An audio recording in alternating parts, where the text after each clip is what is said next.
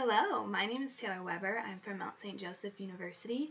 I'm currently a senior majoring in psychology. Before I begin, I just want to thank Miha for this opportunity and despite the circumstances, finding a way that we can still all come together, and just thank my fellow presenters as well. I know we all have research that we've worked really hard on, and I just think it's really awesome to see everyone coming together in these times. I also want to apologize for the lighting that's happening. I know it's very hard to see, so I hope to help you along the way in this video with that, and this was the best that we could do under these circumstances. So my title, I know it's difficult to see, I'll go ahead and read it for you. Personal Stories from a Recovered Patient Improve Participants' Perceptions of Individuals with Schizophrenia. I know that seems a little bit of a mouthful, so I hope to kind of dive in to this project during this video. So the root of this idea was I was originally interested in media and how that affects people's perceptions of individuals with mental illness, in particular schizophrenia. And after conferring with my professor on this project, Dr. Tim Lawson, I came up with the idea of looking at how information and how information is distributed to individuals and how that can impact their perceptions of individuals with schizophrenia in particular. So I had 64 participants in my project. I had 3 experimental conditions. So my first one was called an educational video condition, my second was a personal video condition, and my third was my control group. So those in my video conditions watched videos of Lauren. She is a YouTuber. She has a channel called Living Well with Schizophrenia, in which she kind of talks about her life and how it's affected her. She's got lots of videos on there sharing about her experiences. So those in my educational video group watched a video of Lauren kind of going over general information about schizophrenia. So who can be affected, how they're affected, age of onset, what a positive and negative symptom is, defining those and giving some example of those, and just general information that maybe you could find if you looked up schizophrenia on the internet. Those in my personal video condition, they watched another video of Lauren, but in this video, she was kind of talking about her own personal experiences with schizophrenia. So how it's affected her personally, how she's made adjustments in her own life, examples of what her symptoms are, and how they're very personal to her. And then in my control group, they read a generic definition from Comer and Comer's Abnormal Psychology textbook, a definition of what constitutes as a mental illness.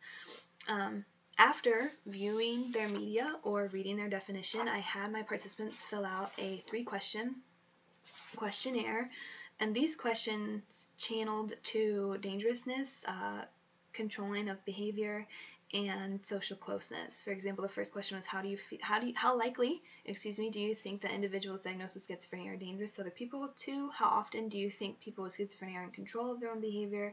And 3, how comfortable would you feel working with an individual that was diagnosed with schizophrenia? So again, you can see how these kind of channel into dangerousness, controlling their behavior, and social closeness. How comfortable would you feel? So the hypothesis for this research was that those that viewed the personal video would rate on these scales 1 to 5. They would give more positive ratings of individuals with schizophrenia. So they would see them as less dangerous, more in control of their own behavior, and feel more comfortable being in closer proximity to those individuals than would participants in the other group. And the results that I found after conducting my statistical testing off of these results was that indeed those that did view the personal video group, those who viewed that did rate more positively on areas of social closeness and controlling of their own behavior.